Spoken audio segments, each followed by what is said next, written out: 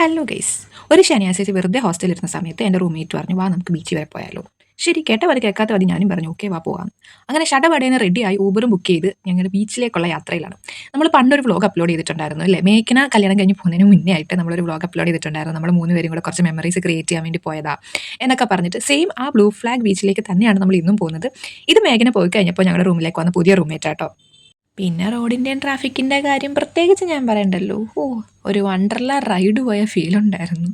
Last ഈ ട്രാഫിക്കൊക്കെ താണ്ടി ഞങ്ങൾ ബീച്ചിലെത്തിയപ്പം അവിടെ അതിലും വലിയ ക്യൂ.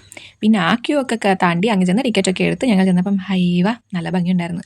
ഓൾറെഡി പോയിട്ടുള്ളൊരു സ്ഥലമാണ്, പക്ഷേ ഓൾറെഡി പോയ വ്ലോഗിലും ഞാൻ പറഞ്ഞിട്ടുണ്ടായിരുന്നു, ഞങ്ങൾ 3 പേരും കൂടെ പോയ സമയത്ത് ഒരു സൈഡ് മാത്രമേ പോകാൻ പറ്റുള്ളൂ. അന്ന് ഇതേപോലെ ഒരു ഈവനിങ് ടൈമിലാണ് പോയത്. അപ്പോൾ അതുകൊണ്ട് അന്ന് ഇത് വലിയൊരു ഇങ്ങനെ നീണ്ടു കിടക്കുന്ന ഒരു, എല്ലാ ബീച്ച് നീണ്ടാണല്ലോ കിടക്കുന്ന പറഞ്ഞ പോലെ, എന്താണെങ്കിലും പിന്നെ ഞങ്ങൾ രണ്ടുപേരും കൂടെ ഓരോ കാര്യമൊക്കെ പറഞ്ഞതേ ഇങ്ങനെ നടക്കുക. ഇവിടെ കിട്ടുന്ന ഒരു പ്രത്യേകതരം വൈബുണ്ടല്ലോ.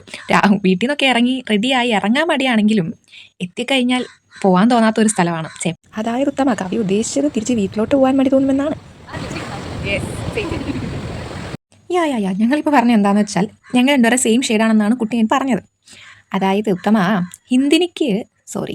ചാന്ദിനിക്ക് ഹിന്ദി മാത്രമേ അറിയുള്ളൂ. കുട്ടി പഞ്ചാബിയാണ്.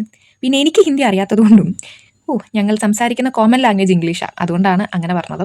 അങ്ങനെ ഞങ്ങൾ കഥയൊക്കെ പറഞ്ഞ് ഇതിലൂടെയൊക്കെ കുറേ അങ്ങോട്ടും ഇങ്ങോട്ടൊക്കെ നടന്ന് ശരിക്കും നല്ല രസമുണ്ടായിരുന്നു. നല്ലപോലെ എൻജോയ് ചെയ്ത് ഓക്കെ ബൈ ബൈ ടാറ്റൊക്കെ പറഞ്ഞ് കടലിനോടൊക്കെ ടാറ്റ പറഞ്ഞ് ഞങ്ങൾ ഒരു ചായ കുടിക്കാമെന്നൊക്കെ പ്ലാൻ ഇട്ടു. അപ്പോൾ അത് ആ കാണുന്നത് ചായക്കടയാണെന്ന് പറഞ്ഞുകൊണ്ട് തുള്ളിച്ചാടി വന്നത്. പക്ഷേ ഇവിടെ വന്നപ്പോൾ ചമ്മിപ്പോയി ഗൈസ്. Fish spa okay. അപ്പോൾ പിന്നെ ഇപ്പുറത്തൊരു കടയുണ്ട്, അവിടെ നോക്കിയപ്പം അവിടെ അങ്ങനത്തെ ഐറ്റംസ് ഒന്നും ഇല്ല. അതായത് ചായ അങ്ങനത്തെ ഒരു കോഫി സെറ്റപ്പ് അങ്ങനത്തെ സാധനങ്ങളൊന്നും ഇല്ലായിരുന്നു. പിന്നെ ഇതാണ് കണ്ടത്, ഇവിടെ ഒടുക്കത്തെ റേറ്റ് ആയിരുന്നു ഗൈസ്. അങ്ങനെ പിന്നെ ആ പ്രതീക്ഷ അവിടെ കിട്ടില്ല. അതായത് ചായ എന്നൊരു പ്രതീക്ഷ അവിടെ നമ്മൾ ഉപേക്ഷിച്ച്, ആഗ്രഹം നമ്മളവിടെ ഉപേക്ഷിച്ച്, എന്നിട്ട് നമ്മൾ ഇവിടെ ഊബറൊക്കെ ബുക്ക് ചെയ്ത് തിരിച്ച് ഹോസ്റ്റലിലേക്ക് പോവാം. അവിടെ നമ്മുടെ അടുത്ത് ചായ, നല്ല അടിപൊളി ചായ കിട്ടുന്ന സ്പോട്ടുണ്ട്, അപ്പോൾ അവിടെ പോവാം എന്ന് വിചാരിച്ച് തിരിച്ച് പോവാം. ഞങ്ങളിവിടെ വന്ന് ഊബർ ചേട്ടനെ നോക്കി നിൽക്കുകയാണ്. ഊബർ ചേട്ടൻ ഇപ്പം വരാമെന്ന് പറഞ്ഞിട്ടുണ്ട്. അപ്പോൾ അങ്ങനെ ഇനി നമുക്ക് തിരിച്ച് ഹോസ്റ്റലിൽ പോയിട്ട് കാണാം. അല്ല കാണാനില്ല, അത്രേ ഉള്ളൂ ഇന്നത്തേക്ക്. Tata bye bye, see U.